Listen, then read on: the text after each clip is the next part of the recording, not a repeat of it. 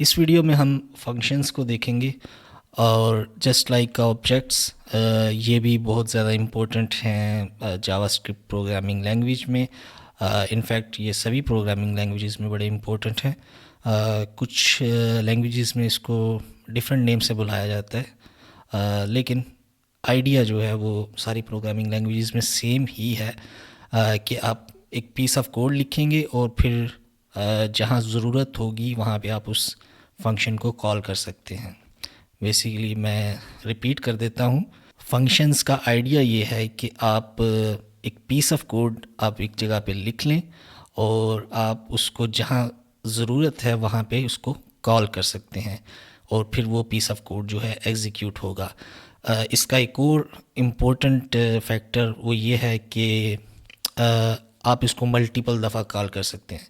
So basically idea आपको समझ आ गया। अब प्रैक्टिकली हम इसको करके देखते हैं कि फंक्शंस कैसे लिखे जाते हैं जावास्क्रिप्ट में और इनको यूज़ कैसे किया जाता है। फंक्शंस की एग्जांपल शायद आपने पहले भी नोटिस कर ली हो अगर आपका प्रोग्रामिंग से थोड़ा बहुत वास्ता रहा है। वो ये कि हम बार बार कंसोल डॉट लॉग यूज़ करते थे, अगर आपको याद हो।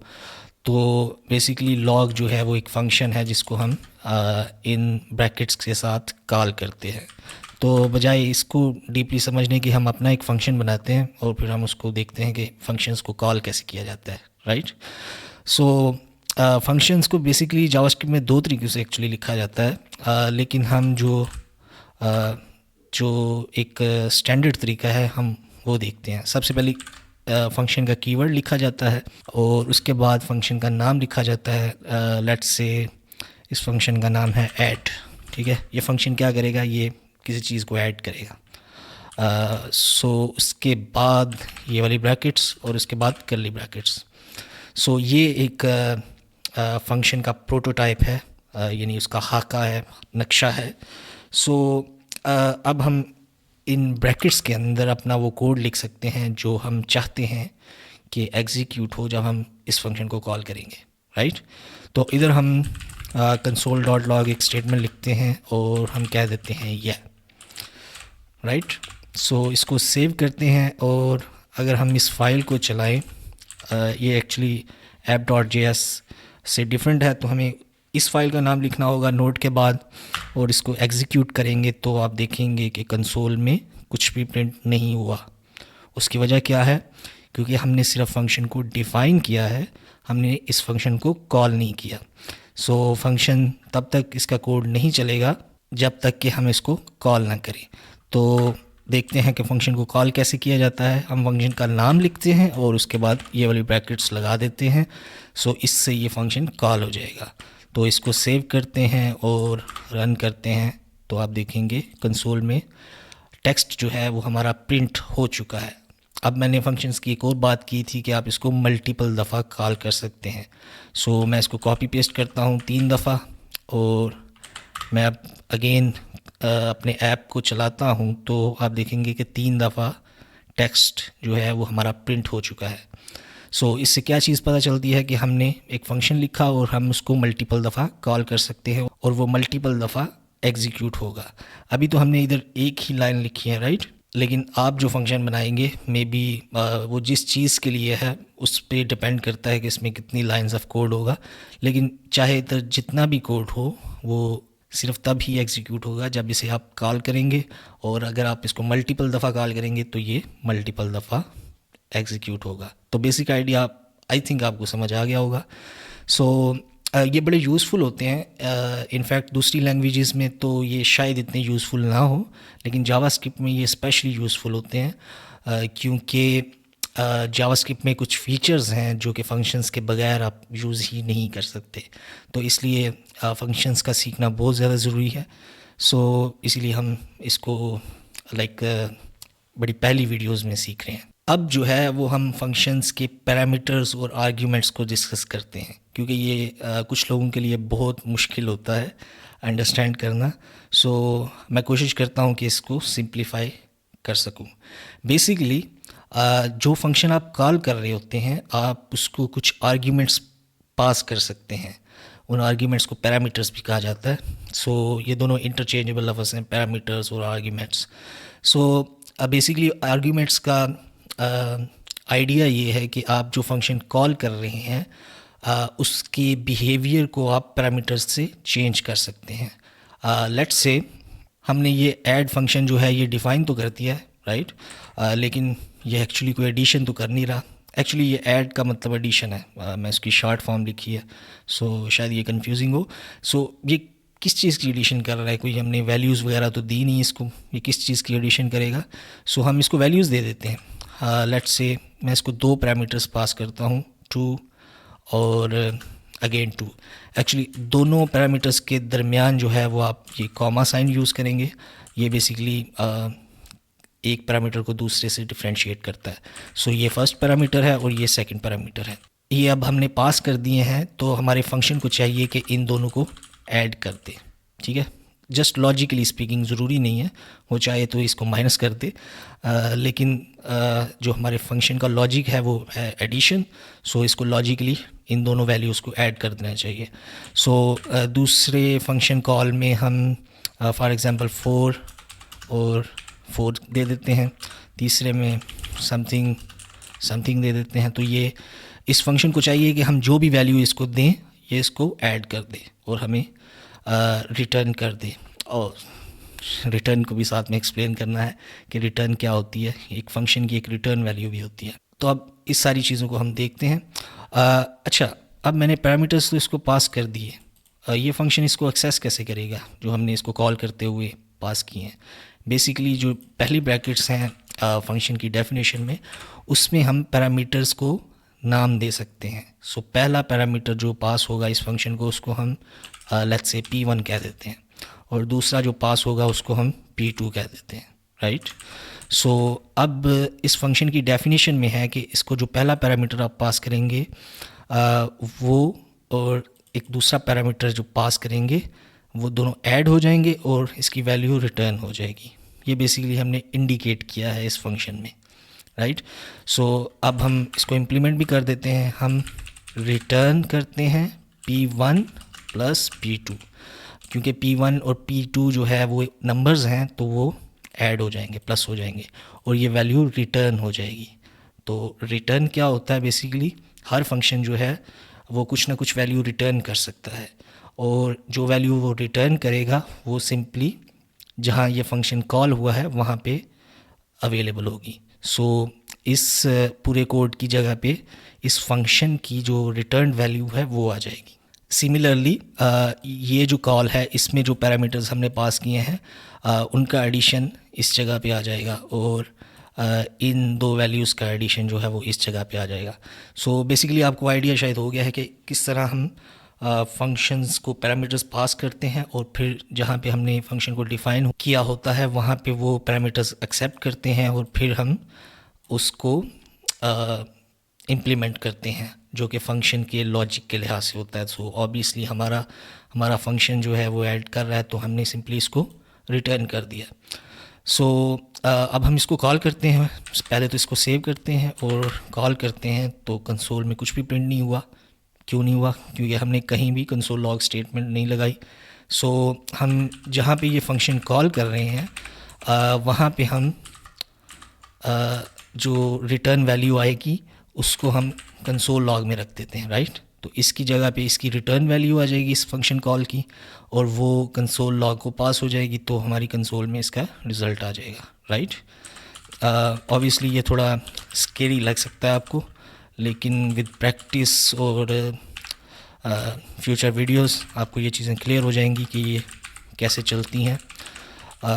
उसके बाद हम तीनों स्टेटमेंट्स को मैंने कंसोल लॉग में रख दिया है, और अब अगर मैं कोड को चलाऊंगा तो आप देखेंगे कि पहली जो स्टेटमेंट है उसका एडिशन 4 वो इधर प्रिंट हो चुका है, और दूसरी स्टेटमेंट का जो 8 है वो सेकेंड लाइन पे आ गया है, और इन दो नंबर्स का जो एडिशन है वो तीसरी लाइन पे आ गया है। सो आपको आइडिया हो गया होगा होपफुली अभी तक कि फंक्शंस क्या करते हैं और किस तरह ये बहुत ज़्यादा पावरफुल होते हैं। पावरफुल क्यों होते हैं? क्योंकि हमने इधर कोई वैल्यूज़ नहीं लिखी, हमने सिंपली ये कहा कि जो पैरामीटर्स आएंगे उन पे एक ऑपरेशन परफॉर्म हो जाए जो कि प्लस का ऑपरेशन है इस केस में, और वो जो वैल्यू होगी वो रिटर्न हो जाए, राइट। सो और जहाँ पे वो फंक्शन कॉल हो रहा होगा वहाँ पे वो वैल्यू आ जाएगी, और इस तरह कुछ ये कोड चल रहा है। सो इसको प्रैक्टिस करिएगा, इसको मज़ीद देखिएगा अपने तौर पे कि फ़ंक्शंस क्या होते हैं और इसके कुछ फ़ीचर्स। बेसिकली फ़ंक्शंस जो मैंने अब बता दिए हैं प्रीटी मच यही है। शुरू में मैंने कहा था कि फ़ंक्शन को डिफ़ाइन करने के दो तरीके हैं जावास्क्रिप्ट में। ये एक स्टैंडर्ड फंक्शन है, इसको कह लें, आई थिंक इसका कोई ऑफिशियल नाम नहीं है, जस्ट स्टैंडर्ड फंक्शन। और जो दूसरा फंक्शन की जो टाइप है उसको एरो फंक्शन कहते हैं। दोनों में एक्चुअली थोड़ा सा टेक्निकल डिफरेंस है, लेकिन वो अभी आपको जानने की ज़रूरत नहीं है कि क्या टेक्निकल डिफरेंस है। लेकिन जो दूसरी टाइप का फंक्शन है जिसको एरो फंक्शन कहा जाता है, वो बेसिकली आप किसी वेरिएबल में स्टोर कर सकते हैं, ठीक है। तो एक्चुअली आप इसको भी वेरिएबल में स्टोर कर सकते हैं, लेकिन एरो फंक्शंस जो है ना वो ज़्यादा कॉमन है वेरिएबल्स में स्टोर करने के लिए। सो लेट्स से मैं एक फंक्शन बनाना चाहता हूँ सब का, जो कि बेसिकली सब्सट्रैक्शन करेगा दो वैल्यूज़ की। तो ये इसको मैं just like any variable define करूँगा, और इसकी वैल्यू में बजाय कोई और डाटा टाइप लिखने के मैं फंक्शन लिख दूँगा, और उसकी लेआउट कुछ इस तरह से होगी। तो ये एक एरो फंक्शन है। इसको एरो फंक्शन क्यों कहते हैं शायद अभी तक आपको खुद ही पता चल गया हो कि इधर एरो का साइन आता है, ठीक है। यहाँ पे आप पैरामीटर्स एक्सेप्ट करते हैं और यहाँ पे आप फंक्शन का कोड लिखते हैं। सो हम पैरामीटर p1 और p2 को एक्सेस करते हैं और रिटर्न कर देते हैं p1 माइनस p2, ठीक है। सो ये हमारा फंक्शन लिखा जा चुका है, और अब इसको हम एग्जीक्यूट करते हैं। सो लेट्स से 12 में से हमने 6 निकालना है, और फंक्शन का नाम लिखना है जो कि इस केस में वेरिएबल का नाम होगा, ठीक है। और हम इसको सेव करते हैं, एग्जीक्यूट करते हैं, तो आप देखेंगे चौथी वैल्यू जो है वो 6 है, जो कि सब्ट्रैक्शन है 12 में से 6 की, ठीक है। तो फंक्शंस के दो तरीके हमने देख लिए, एक एरो फंक्शन और एक को स्टैंडर्ड फंक्शन कह लें। एक्चुअली इसका कोई ऑफिशियल नाम नहीं है आई थिंक, लेकिन आपको आइडिया हो गया। अभी तक हमने इस वीडियो में एक्चुअली दो बड़ी मेजर चीज़ें देखी हैं, एक स्टैंडर्ड फंक्शन और एक एरो फंक्शन। लेकिन एक तीसरी चीज़ है जो कि एक्चुअली या सच कोई टेक्निकल चीज़ नहीं है, ये कंसेप्चुअल चीज़ है, लेकिन बहुत ज़्यादा इम्पोर्टेंट है क्योंकि मैं इसको काफ़ी दफ़ा रेफ़र करूँगा इस चीज़ को। सो आपके लिए कंफ्यूजिंग हो सकता है, इसलिए मैं इसी वीडियो में वो साथ ही एक्सप्लेन कर देता हूँ, और वो चीज़ है मेथड्स। बेसिकली मेथड्स क्या होते हैं? मेथड्स टेक्निकली स्पीकिंग फंक्शन ही होते हैं, प्योरली फंक्शंस, कोई उसमें कोई रैंडम अनदर चीज़ नहीं होती। जस्ट लाइक वो फंक्शंस होते हैं, लेकिन वो किसी ऑब्जेक्ट का हिस्सा होते हैं। सो ऑब्जेक्ट्स ऑब्वियसली आपने वो वीडियो देख ली होगी अभी तक। तो हम एक ऑब्जेक्ट बनाते हैं और पर्सन का ऑब्जेक्ट बनाते हैं, और उस पर्सन का नाम होगा लेट्स से मी, और उसकी एज होगी, तो मैं अपनी करेक्ट एज जो है वो लिख देता हूँ इधर। सो ये दो चीज़ें मैंने लिख दी, जिसको प्रॉपर्टीज़ कहते हैं। ऑब्वियसली आपने ऑब्जेक्ट्स वाली होपफुली वीडियो देखी होगी, और वो उससे रिलेटेड सीरीज़ भी शायद देखी हो मेरी यूट्यूब पे। सो प्रॉपर्टीज़ तो हमने डिफ़ाइन कर दी। एक्चुअली अगर आप रियल वर्ल्ड में देखें कि हर ऑब्जेक्ट जो है उसकी ना सिर्फ प्रॉपर्टीज़ होती हैं, उसके कुछ एक्शंस भी होते हैं, राइट। यानी आप किसी भी रियल लाइफ ऑब्जेक्ट की एग्जांपल ले लें, जस्ट लाइक ये पर्सन की एग्जांपल ले लेते हैं। मेरी प्रॉपर्टीज़ तो ऑब्वियसली हैं, मेरा नाम है, मेरी एक एज है, ये मेरी प्रॉपर्टीज़ होगी, लेकिन मैं कुछ एक्शंस भी करता हूँ, राइट। मैं खाना खाता हूँ, मैं जिम करता हूँ लेट्स से, ठीक है, मैं भागता हूँ, मैं चलता हूँ, ये सारी चीज़ें, ये एक्शंस हैं मेरे। तो प्रोग्रामिंग में जो है प्रॉपर्टीज़ को तो हमने देख लिया कैसे एक्सप्लेन करते हैं, तो एक्शंस को कैसे एक्सप्लेन करते हैं? एक्शंस को बेसिकली एक्सप्लेन करते हैं हम मेथड से। सो लेट्स सी, मैं ईट वाला मेथड अपने इस पर्सन ऑब्जेक्ट पे डिफ़ाइन करना चाहता हूँ कि ये पर्सन जो है ये खाना खाता भी है, ठीक है। तो मैं ईट की प्रॉपर्टी बनाऊँगा, और बजाय ये कि इधर मैं कोई और डाटा टाइप लिखूँ, मैं इधर एक फंक्शन दे सकता हूँ, ठीक है। और इस फंक्शन को एक्चुअली नाम देने की ज़रूरत नहीं है कोई भी, ये इसको एनॉनमस फंक्शन कहा जाता है। और आप देना चाहें तो इसको नाम भी दे सकते हैं, लेकिन वो ऐसा ज़रूरी नहीं है। ये प्रॉपर्टी है और इसमें एक फंक्शन है, ठीक है। इस प्रॉपर्टी की वैल्यू बजाय ये कि कोई और डाटा टाइप हो, एक फंक्शन इसकी वैल्यू है। इसको हम मेथड कहते हैं। और इसको हम कैसे यूज़ करेंगे, हम let's not use console log, हम सिंपली पर्सन डॉट ईट और फिर हम इसको कॉल कर देंगे क्योंकि ये एक फंक्शन है, राइट। इस कॉल को हम कहते हैं कि हमने पर्सन पे ईट का मेथड यूज़ किया है या ईट का मेथड कॉल किया है, ठीक है। और इसकी परफेक्ट एग्जांपल आपने पहले भी देखी होगी, console dot log, right. Console एक ऑब्जेक्ट है, उसके अंदर लॉग का एक मेथड है, राइट। ये सारी चीज़ें शायद अब आपको सेंस बनाती हूँ कि कंसोल डॉट लॉग में शायद मैंने कभी पहले कहा होगा लॉग एक मेथड है। अगर नहीं कहा होगा तो अभी मैं कह देता हूँ, बेसिकली लॉग एक मेथड है और कंसोल एक ऑब्जेक्ट है, राइट। और जब मैं इस मेथड को कॉल करता हूँ तो इसको जो मैं पैरामीटर्स देता हूँ वो कंसोल में प्रिंट हो जाते हैं। अपनी पिछली बात पे आते हैं। मेथड्स जो हैं बेसिकली फंक्शंस ही होते हैं, जस्ट वो किसी ऑब्जेक्ट का हिस्सा होते हैं। मैंने ये ईट का मेथड डिफाइन किया और फिर इसको कॉल किया।